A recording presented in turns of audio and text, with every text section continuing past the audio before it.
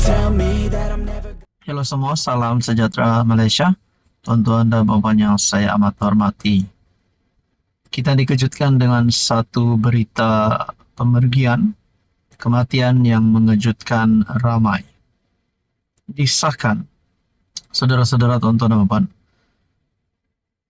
Raja Petra Kamarudin ataupun lebih dikenali sebagai RPK, iaitu mendapat gelaran seorang blogger kontroversi berkaitan dengan politik Malaysia. Ada ulasan daripada RPK melalui channel Raja Petra. Sebelum ini, ada mempersoalkan apa kabar Raja Petra di United Kingdom.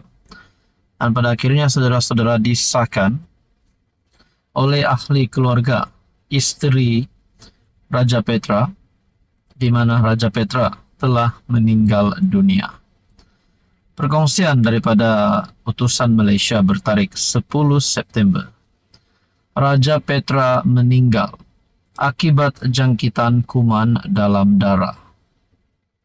Penulis blog Raja Petra Kamarudin meninggal dunia kerana jangkitan kuman dalam darah dan merebak ke paru-paru sehingga hati.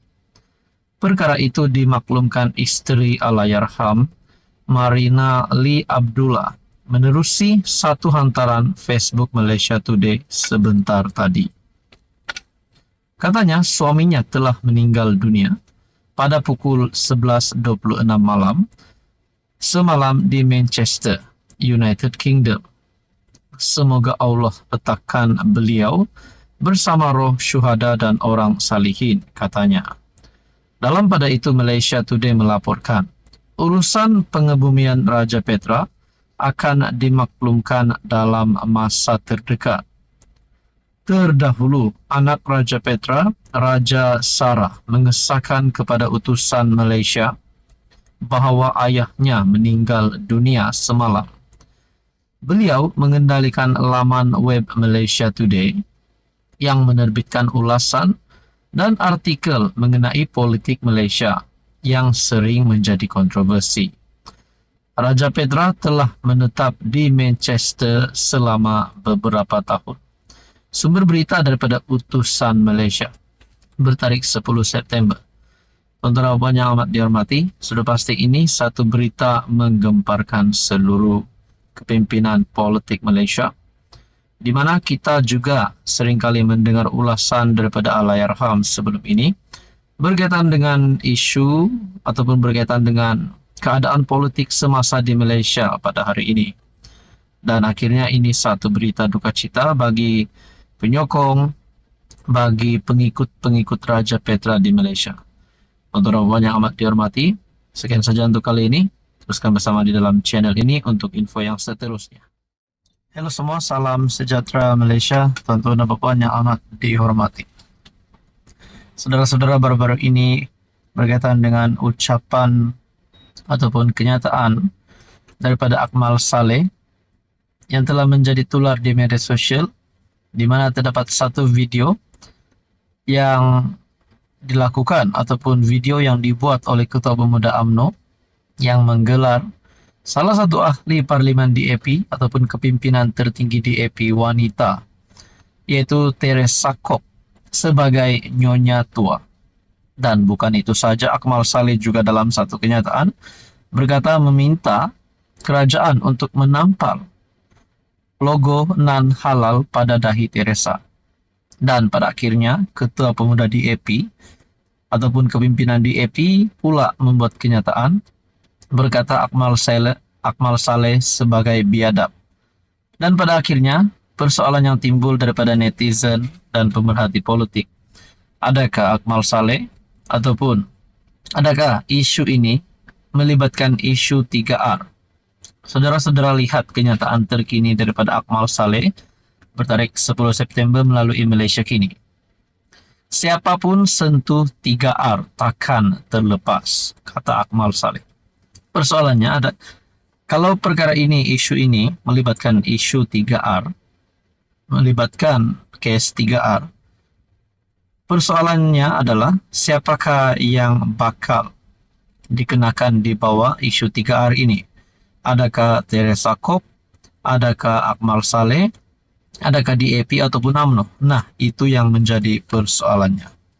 Saudara-saudara, Ketua Pemuda UMNO Muhammad Akmal Saleh menyatakan pendirian jelas bahwa sesiapapun yang menyinggung isu 3R, agama, kaum, dan raja, dan bangsa, maafkan saya, tidak akan terlepas. Dia yang mengecam keras pemimpin DAP Teresa Kok dalam isu halal berkata demikian ketika ditanya berkaitan kenyataan Naib Presiden MCA Wee Jack Seng yang bernada sama. Siapa sekalipun yang menyentuh 3R tidak akan terkecuali, katanya ringkas kepada Malaysia Kini melalui pesanan teks. Bagaimanapun, ketika ditanya sama ada kenyataan itu bermaksud Pemuda UMNO akan membuat laporan polis terhadap Wee, dia tidak membalasnya. Malaysia Kini melaporkan beberapa jam sebelum Kok mengulas isu itu, Wee mengeluarkan kenyataan media dalam bahasa Cina mengkritik cadangan itu sebagai melanggar kebebasan dan hak orang bukan Islam. Tuan-tuan, apa komen Anda? Tekan saja, teruskan bersama di dalam channel ini. Halo semua, salam sejahtera Malaysia, tuan-tuan dan puan-puan yang amat dihormati. Baru-baru ini tular satu isu berkaitan dengan logo ataupun chop non halal. Berkaitan dengan isu ini melibatkan kenyataan-kenyataan daripada beberapa pihak yang memberikan pandangan. Namun satu kenyataan yang menarik perhatian ramai baru-baru ini adalah kenyataan daripada Ketua Pemuda UMNO Dr. Akmal Saleh. Seperti yang kita tahu, bagaimana cara Dr. Akmal Saleh mengeluarkan kenyataan. Dan ini pula dilemparkan ataupun kenyataan yang telah dianggap oleh beberapa pemimpin bahwa Akmal Saleh mengeluarkan kenyataan yang biadab terhadap pemimpin DAP Teresa Kok. Saudara-saudara, tuan-tuan, seperti yang kita tahu, UMNO dan DAP yang bersama-sama di dalam kerajaan perpaduan hari ini, Namun nampaknya ini menjadi salah satu persoalan yang timbul. Adakah UMNO dan DAP memang benar-benar tidak boleh bekerja sama? Saudara-saudara, berkaitan dengan isu ini akhirnya membawa kepada satu kenyataan daripada Malaysia Kini. Akmal biadab mahu tampal logo tak halal pada dahi Teresa. Seperti yang kita tahu, Akmal Saleh telah membuat kenyataan mahu menampal logo non halal di dahi Teresa Kok, ahli parlimen DAP. Ketua Pemuda DAP Dr. Kelvin Yi Lee Wen menyelar rakan sejawatannya dari UMNO, Dr. Muhammad Akmal Saleh yang mahu menampal logo tidak halal pada dahi ahli parlimen Seputeh Teresa Kok. Katanya, meskipun setiausaha publicity DAP itu membantah cadangan Jabatan Kemajuan Islam Malaysia untuk mempertimbangkan mewajibkan pensijilan halal bagi restoran dan syarikat makanan yang tidak menghidangkan babi dan alkohol. Pemimpin UMNO itu boleh menentangnya dengan fakta dan hujah dan bukan panggilan nama. Kenyataan Akmal itu berbaur seksis dan misoginis, kebencian terhadap wanita, dan benar-benar biadab serta tidak wajar dilakukan oleh seorang pemimpin belia di negara kita.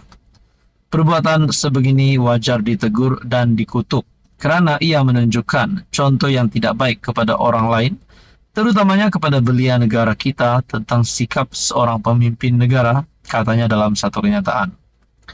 Sebelum ini, menerusi satu hantaran video di TikTok, Akmal meleberkan ahli parlimen Seputeh Teresa Kok sebagai nyonya tua. Berkata, Teresa tidak sepatutnya mencampuri urusan agama Islam berkaitan pensijilan halal. Kalau kamu tak tahu tentang agama kami, jangan cakap. Kamu diam lebih elok. Dan saya minta juga kepada kerajaan, sediakan satu logo tak halal tampal dekat dahi nyonya tua ini, kata Akmal. Saudara-saudara, tuan-tuan dan puan-puan yang amat dihormati, adakah dengan ini Akmal berisiko untuk dikecam, diserang teruk oleh netizen, oleh penyokong-penyokong DAP? Sudah pasti penyokong DAP tidak setuju dengan kenyataan Akmal. Dan persoalan seterusnya, adakah jawatan Akmal Saleh sebagai Ketua Pemuda UMNO bakal tergugat susulan kenyataan dan tindakan beliau ini? Bagaimana pula dengan penerimaan DAP dan UMNO di dalam kerajaan perpaduan? Saudara-saudara, tonton apa komen Anda? Sekian saja, teruskan bersama di dalam channel ini.